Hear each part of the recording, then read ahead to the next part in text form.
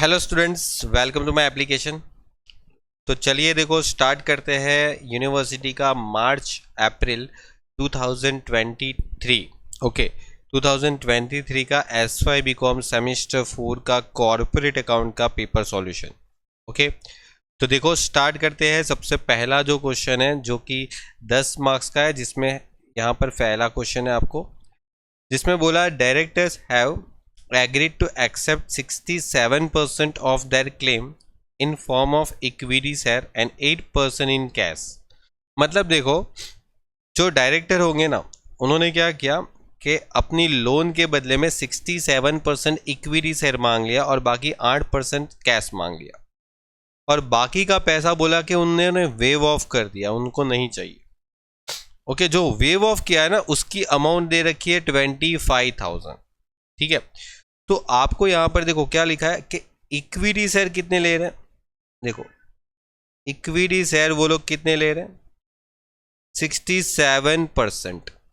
फिर कैश कितना मांग रहे हैं वो लोग, 8%। मतलब उनके पास टोटल 100% लोन होगी ना, उस 100% में से 67% शेयर, बाकी का कैश। तो बाकी बचता कितना अमाउंट है, 100 में से बाकी जो बचता है वो 25% अमाउंट बचता है, जो कि वो लोग क्या कर रहे हैं, वेव ऑफ कर रहे हैं, मतलब उनको नहीं चाहिए।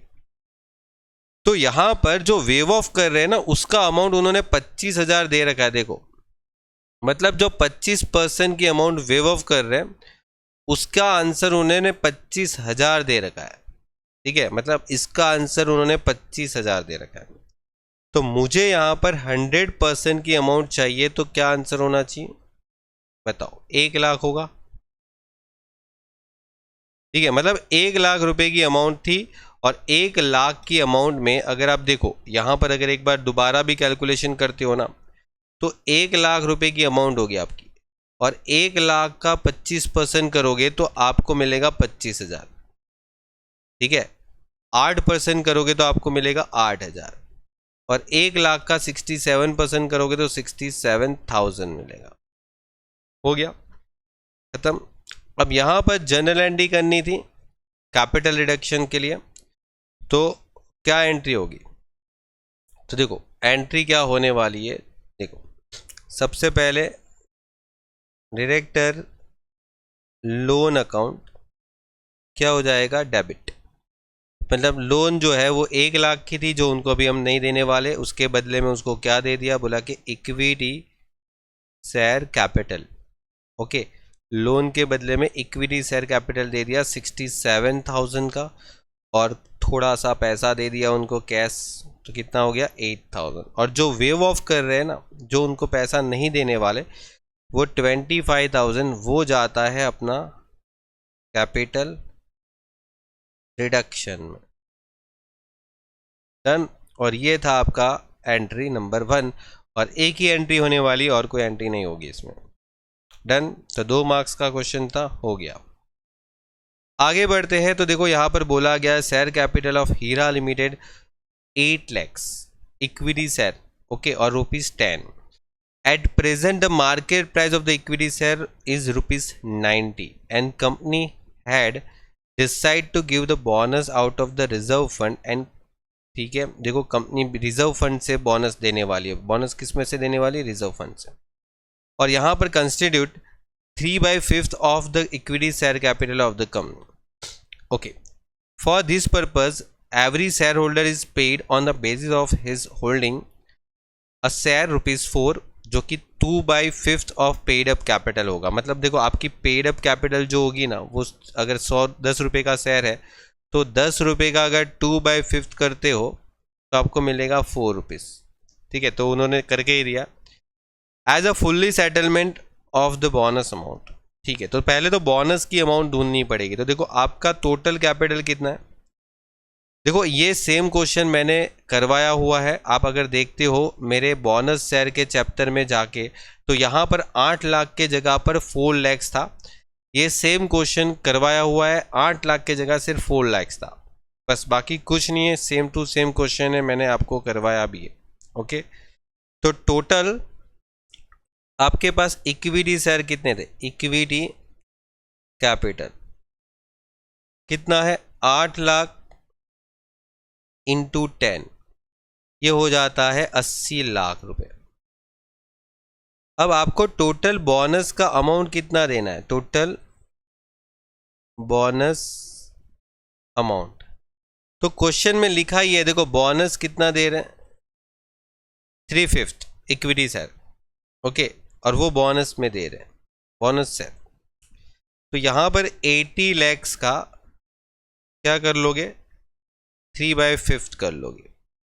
तो 80 lakhs का 3/5 मतलब आपको टोटल 48 lakhs का देना पड़ेगा बोनस, ओके। अभी यहां पर बोला है कि बोनस में, देखो बोनस जब आप देते हो ना, तो बोनस में एक तो इक्विटी कैपिटल में कितनी अमाउंट जाएगी, तो आपके पास शेयर थे 8 लाख, 8 लाख शेयर को आप 4 रुपए पर शेयर, मतलब देखो आप पेड अप कैपिटल कितनी कंसीडर करोगे, 4, कितनी आ जाएगी, 32 लाख।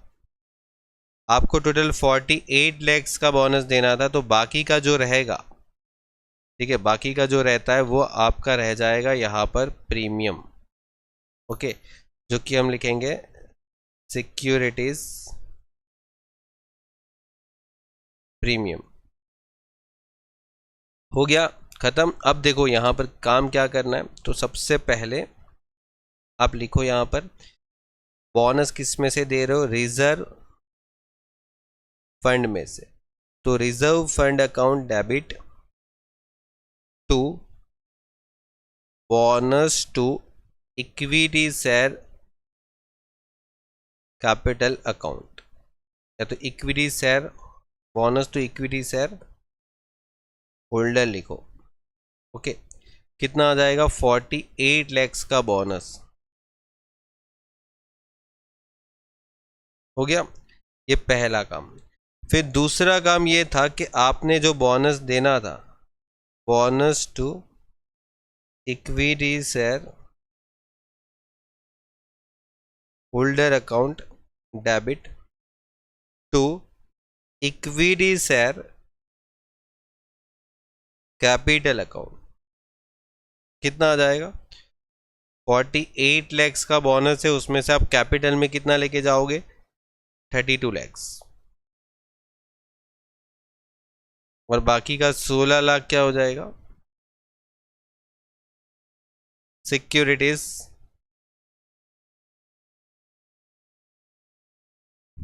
Premium, okay. बस ये आपका हो गया क्वेश्चन खत्म। चलिए उसके बाद नेक्स्ट देखो, ये क्वेश्चन भी आपकी बुक्स में है, आप रिडीमेबल प्रेफरेंस आरपीएस वाले चैप्टर में जाओगे तो वहाँ पर शॉर्ट क्वेश्चन में मिल जाएगा। और ऐसा सेम टाइप्स के क्वेश्चन जो मैंने आरपीएस का जब चैप्टर आपको स्टार्ट किया था ना, तभी ये 4 कॉन्सेप्ट मैंने आपको समझा दिए थे अलग अलग एग्जाम्पल लेके, ठीक है। देखो आपको क्या पूछा है, कैपिटल रिडक्शन रिजर्व में हमें कितना अमाउंट ट्रांसफ़र करना है वो बता दो। तो चलिए देखो यहाँ पर आपके पास बोला गया कि यहाँ पर 5 करोड़ जो है ना वो आप रिडीम कर रहे हो। तो हमारा कंपनीज एक्ट का नियम है कि आप जितना प्रेफरेंस से रिडीम करते हो ना, उसका इक्वल अमाउंट आप क्या करते हो, कैपिटल रिडम्पशन रिजर्व में क्रिएट करते हो। लेकिन अगर आपके पास फ्रेश इश्यू है तो आपको कैपिटल रिडम्पशन रिजर्व की ज़रूरत थोड़ी सी कम पड़ेगी। जैसे पहला सिचुएशन, अब पहले सिचुएशन में आपको क्या था, टोटल रिडेम्पशन कितना है, okay, total redeemable preference share कितने हैं, तो वो है टोटल 5 करोड़, ठीक है। तो ये 5 करोड़ के शेयर में अगर आप न्यू इश्यू, जिसको हम बोलते हैं new issue, new equity share जब आप इश्यू करते हो, वो कितने इश्यू कर रहे हो, 3 करोड़, ठीक है।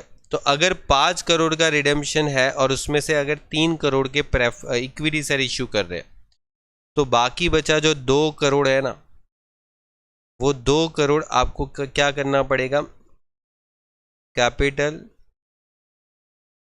रिडम्पशन रिजर्व क्रिएट करना पड़ेगा। और ये आपको पूछा था और ये आपका आंसर है। सिंपल था, देखो 5 करोड़ में से सिर्फ 2 करोड़ माइनस 3 करोड़ माइनस करने थे, ठीक है। उसके जगह पर देखो यहाँ पर दूसरे सिचुएशन में बोला 5 करोड़ में से 5 करोड़ तो हमने नए शेयर ही इश्यू कर लिए, तो क्या कैपिटल रिडेम्पशन रिजर्व की जरूरत पड़ेगी? बोले कि नहीं, ठीक है, जरूरत ही नहीं पड़ेगी। तो एक काम कर सकते हैं, देखो मैं यहाँ पर सारी सिचुएशन को एक साथ ही बता देता हूँ, ठीक है। जैसे देखो ये सिचुएशन नंबर 1, ये सिचुएशन नंबर 2, ये सिचुएशन नंबर 3 और ये सिचुएशन नंबर 4। हर एक सिचुएशन में हम देखो कितना रिडीम कर रहे हैं, 5 करोड़। और यहाँ पर भी प्रीमियम को भी साइड पे रखेंगे, प्रीमियम को हम कंसीडर नहीं करते, ठीक है। तो 5 करोड़ सब जगह पर है, ठीक है, सब जगह पर 5-5 करोड़। मतलब आपको टोटल 5 करोड़ के प्रेफरेंस शेयर रिडीम करने, ओके। अब आप खुद सोचो, यहां पर तो आपने पूरा 5 करोड़ का नए शेयर इश्यू कर लिए, ठीक है। तो अगर नए शेयर 5 करोड़ का इश्यू कर लिया तो इसकी जरूरत पड़ेगी नहीं। अगर यहाँ पर 5 करोड़ का शेयर इश्यू कर लिया है तो यहाँ पर भी जरूरत पड़ने नहीं वाली आपको, डैश नील। यहाँ पर भी आपने 5 करोड़ के शेयर इश्यू कर लिए हैं, तो 5 करोड़ के शेयर इश्यू कर लिए हैं तो यहाँ पर भी कैपिटल रिडेम्पशन रिजर्व की ज़रूरत पड़ेगी नहीं, ठीक है। क्योंकि जितना प्रेफरेंस से रिडीम कर रहे थे उतना तो हमने कैपिटल रेज कर ही लिया ना, हो गया। तो ये आपका क्वेश्चन नंबर 3 था, बस इतना सा ही करना था, ओके। जितना आपको प्रेफरेंस से रिडीम करना था, बस उसका जो प्रोविज़न था, उसका जो रूल्स था, जो सिखाया था, वो आपको अप्लाई करना था। चलिए, इन्फॉर्मेशन जो है आपके दे रखी है उसमें आप रिलेवेंट नोट्स को प्रिपेयर करो। देखो रिलेवेंट नोट्स में अगर आप देखो पूरा क्वेश्चन रीड करते हो तो आपको एक तो नोट्स प्रिपेयर करनी पड़ेगी मटेरियल कंजम्पशन की, मटेरियल कंजम्पशन कॉस्ट, ओके। जैसे आपके पास यहाँ पर मटेरियल कंजम्पशन कॉस्ट की अगर नोट्स प्रिपेयर करें तो देखो सबसे पहले रॉ मटेरियल का ओपनिंग स्टॉक है, उसमें परचेस है, उसमें क्लोजिंग है। तो देखो यहाँ पर ऐसा करना पड़ेगा, ओपनिंग रॉ मटेरियल स्टॉक कितना था, opening raw material stock 1 lakh, तो 1 लाख हो गया, सॉरी 1 0 ज़्यादा, 1 लाख हो गया। उसके बाद आपने मटेरियल परचेस किया, ठीक है, तो यहाँ पर लिख देंगे परचेस ऑफ मटेरियल। परचेस कितना किया तो बोलेंगे 9 लाख का, ओके। उसके बाद हम परचेस रिलेटेड एक्सपेंस भी ऐड करते थे। यहाँ पर 2 ऐसे एक्सपेंस है जो परचेस रिलेटेड एक्सपेंसेस, यहाँ पर परचेस एक्सपेंसेस अगर ऐड करें तो एक तो है रेलवे फ्रेट और दूसरा है कैरेज इनवर्ड, ओके, जो कि है 40,000 और 10,000। उसके बाद है आपको क्लोजिंग स्टॉक 2 लाख मिलेगा, ओके। उसके बाद आपको क्लोजिंग स्टॉक क्या मिलेगा, 2 लाख। तो यहाँ पर क्लोजिंग स्टॉक लेस कर लो